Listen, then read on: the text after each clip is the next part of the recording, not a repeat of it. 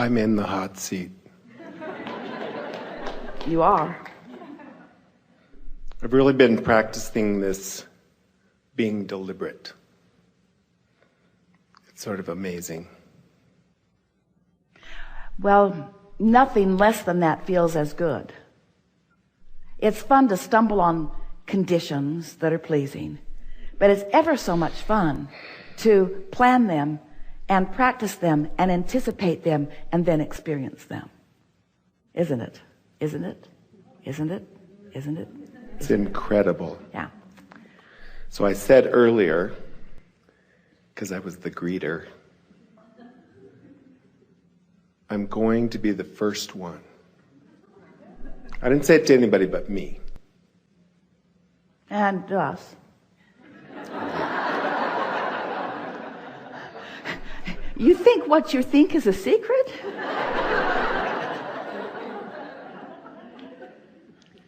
So I've been listening for a long time, been doing this thing for a long time, and I realized that I wasn't listening and I wasn't doing. So a year ago, I said, I have one goal, to be happy. Yeah. And I started, really after that. That puts everything in perspective, because when your intention and attention is upon the way you feel, now your attention is upon your vibrational climate, your point of attraction. It's upon where you stand, which is everything.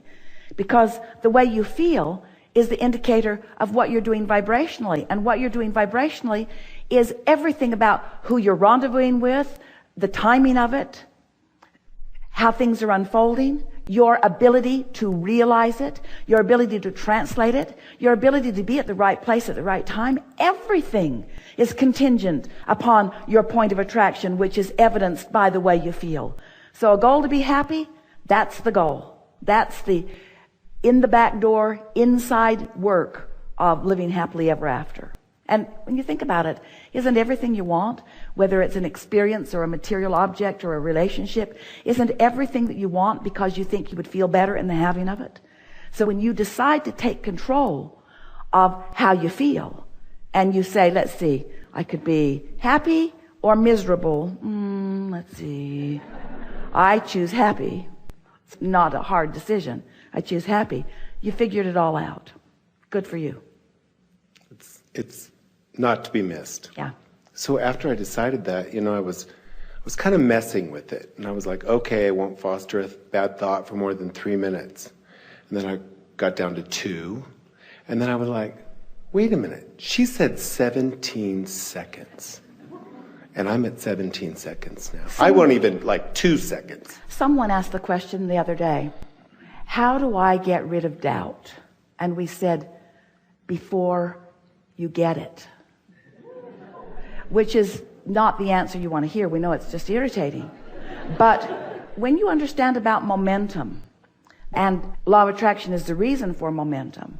So once you get going on a thought that doesn't feel good, momentum ensues, doesn't it? And pretty soon you're remembering things from the past, and you're rendezvousing with others that have the same issues and complaints, and then you start creating new experiences that are evidence of the way you've been feeling.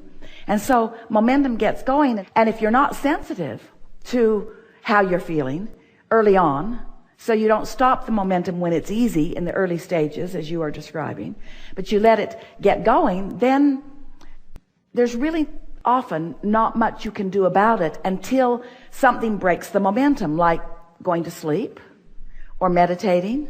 Sometimes someone with a very strong energy can come into your experience and they can dominate it. And if you focus upon them long enough, your energy will shift. But you don't say it, but it's like you mean it. Abraham, I've fallen out of an airplane and I don't have a parachute. And could you please explain to me what my best course of action is now?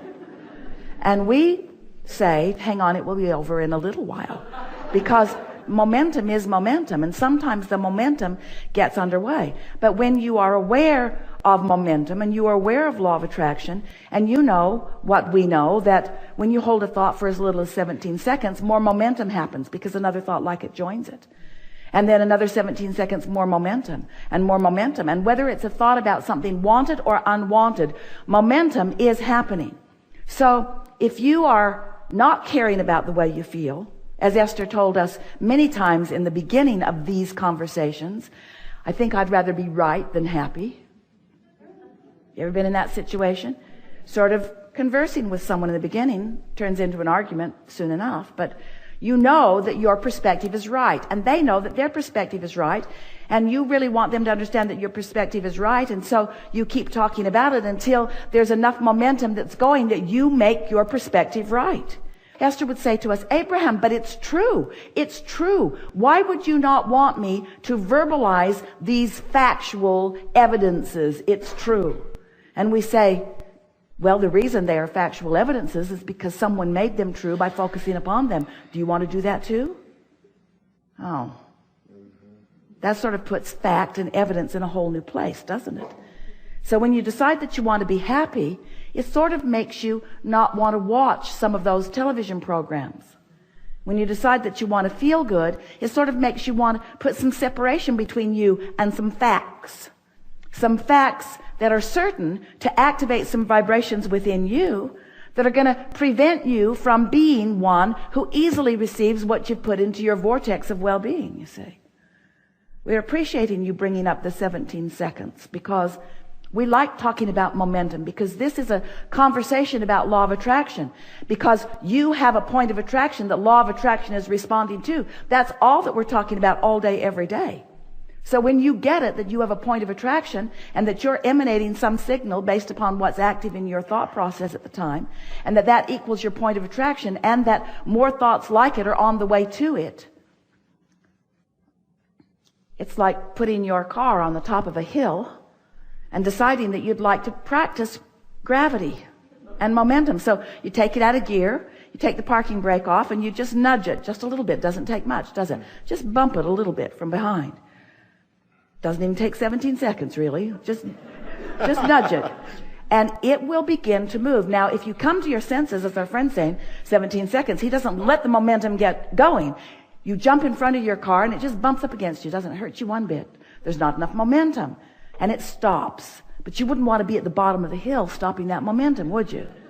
And so that's the point that you're making, and it's the most important point, because you do have control over which thoughts you give momentum to and how much momentum you allow.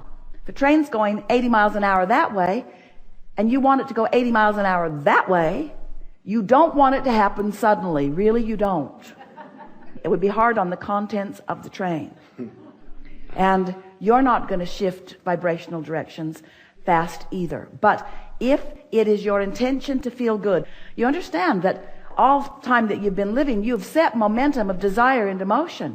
And when you hold yourself in resistance to that desire, you don't feel good. When you move in the direction of it, you feel better. If you move in opposition to it, you feel awful. If you're holding right where you are, it doesn't feel so good. In the moment that you begin moving in the direction of it, you begin feeling better right away. It takes the pressure off right away.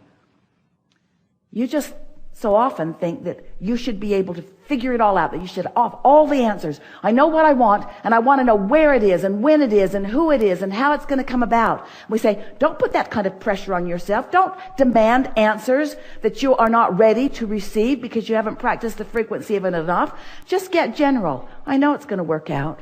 Things usually work out well for me. I can figure this out. I don't have to figure it out this red hot minute. Things will fall into place well enough. Everything is working out for me. I've been in places like this before. It eases up. It gets better. I know what to do. I can be a deliberate creator. Be general with your statements, but let your statements affirm in the direction of what you want rather than in opposition. And complaining or focusing on what you don't want is affirming in opposition to what you want, and it adds resistance to the equation. So I've gotten happy, and I've been so happy, and I'm staying happy, and you cannot, no one, it's impossible. And I won the lottery.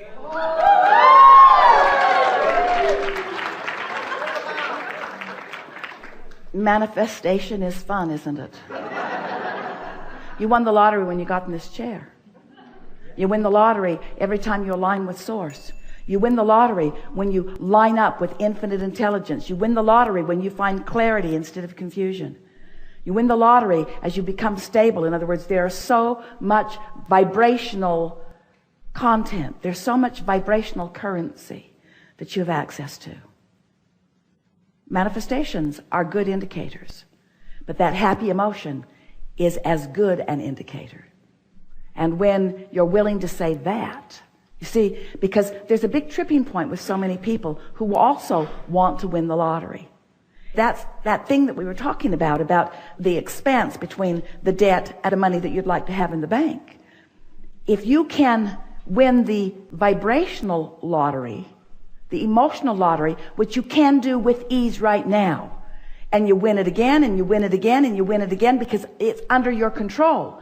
It's not about anything other than you and you and you and you and you and you and you and you and you. As you practice that vibrational lottery winning, then all the other winnings, all the other full-blown manifestations of what you want come into your experience. Really good. It's weird. I was more excited about greeting all these beautiful people that were so happy and on fire for this workshop. It was more exciting to me. Than winning the lottery? Than winning the lottery. It felt better. It feels, it's what I love. Well, anytime you feel good, this is what's happened. You found vibrational alignment with who you really are. So when you find vibrational alignment with your financial desires, that feels good. When you find vibrational alignment with who you really are to the depths of your being, that feels even better, and that's what you're saying. Really good conversation. Yeah. It was awesome. Yeah. I'll see you again. Really good. Now what?